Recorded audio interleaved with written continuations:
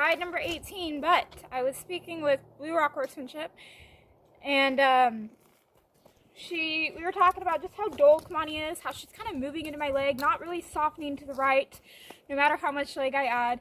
We think she would benefit from spurs. Kamani has never had spurs. I don't think she's going to react to these ones because these are my dull pair.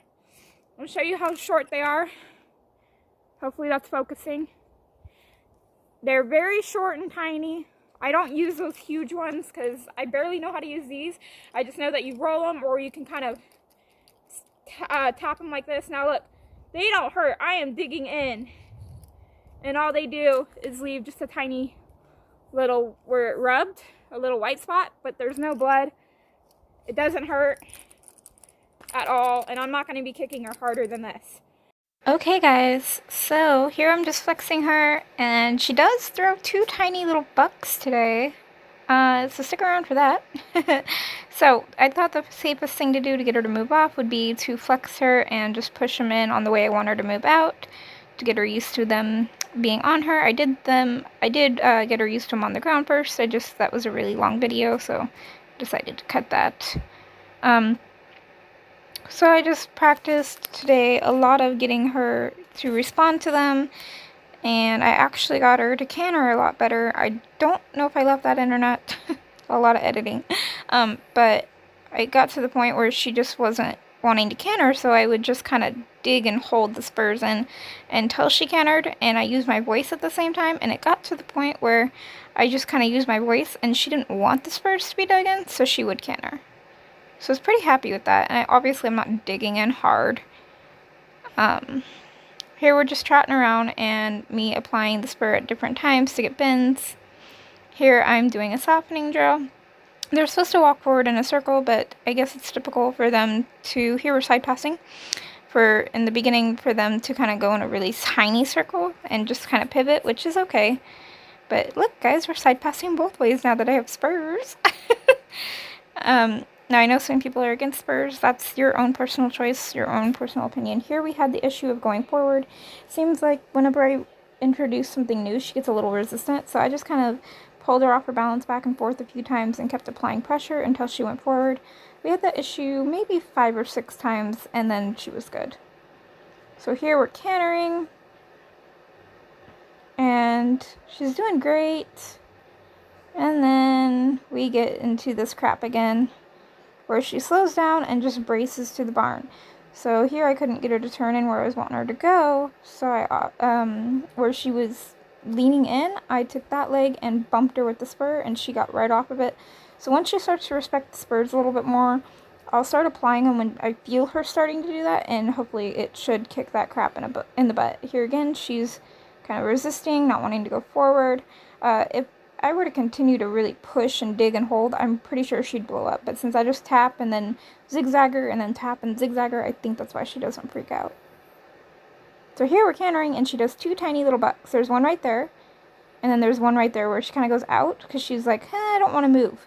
So I just disengaged her hip. Now, the reason she threw a fit is I was asking her to move more out towards the fence with the spur, and she was like, no. So here is the exercise I was talking about. They're supposed to walk in a big circle and kind of keep their head in, but it's very typical for them to just kind of go sideways or go in a tiny little circle in the beginning. But my whole thing is I want her to soften to the right, and she's actually starting to. So I'm happy with that. Here I was practicing neck reining, and if she didn't move after a couple little pulls, I would take and just push the spur in, and she walks off.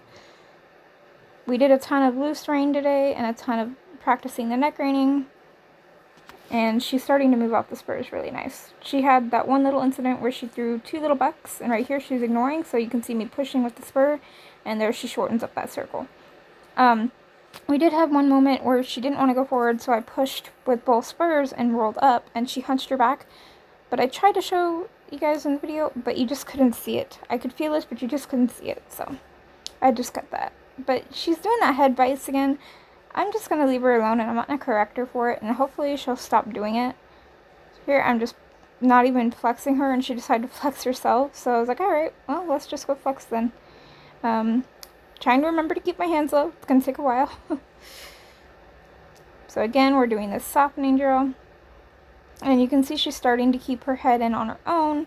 I'm going to have to do a little bump here and there and keep my hand at my hip and eventually hopefully go down to my knee. But you can see my hands out and high on the way that I'm pulling.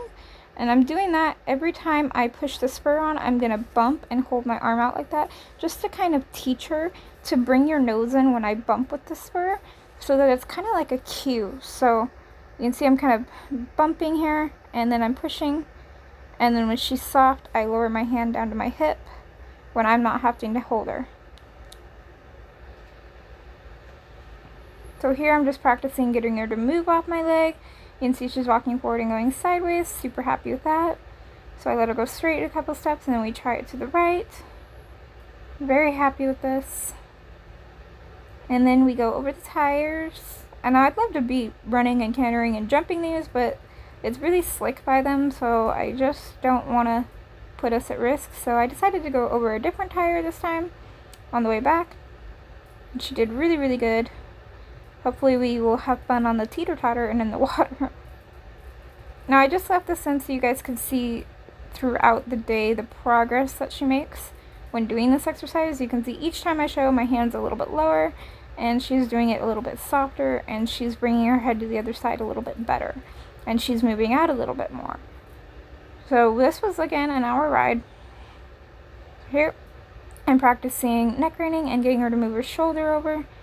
And listen when I apply the rein in my spur. You can see her kind of jump in there because she's not listening to the spur. So I'm going to keep tapping until she goes. That was a nice movement.